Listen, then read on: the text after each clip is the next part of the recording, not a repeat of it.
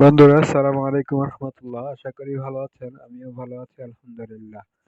তো স্ক্রিনে দেখতে পাচ্ছেন, বিমান বাংলাদেশ এয়ারলাইন্স পক্ষ থেকে নতুন নিয়োগ বিজ্ঞপ্তি প্রকাশ করা হয়েছে 2025। দেখতে পাচ্ছেন, তো আন্তর্জাতিক বিমানবন্দরে 2500 টাকা থেকে 63,000 টাকা বেতন দরের নিয়োগ বিজ্ঞপ্তি চলছে। এটা হচ্ছে কি কি পদ দেখাচ্ছে এখানে: চেকপোস্ট অফিসার, এসএসসি অথবা অথবা এইচএসসি পাস হলেই এখানে আবেদনটি করতে পারবে। পাসপোর্ট চেকার, এইচএসসি বা অনার্স। ক্রু বিমান ভাড়া, এইচএসসি বা অনার্স। বিমানবন্দর ম্যাডাম, পিএস। সর্বনিম্ন এসএসসি হলেই আবেদনটি করতে পারবে।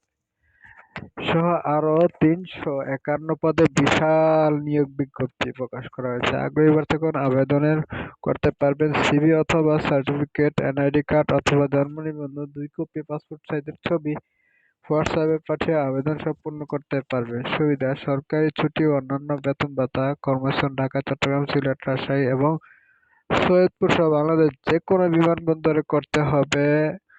আর নিচে দেওয়া নাম্বারে অবশ্যই যাচাই বাছাই করে আপনারা লেনদেন করবেন। টাকা পয়সা বিষয় সাবধানে করবেন, জেনে শুনে করবেন। ভালো থাকবেন, সুস্থ থাকবেন। দেখা হবে অন্য কোনো ভিডিওতে। আল্লাহ হাফেজ।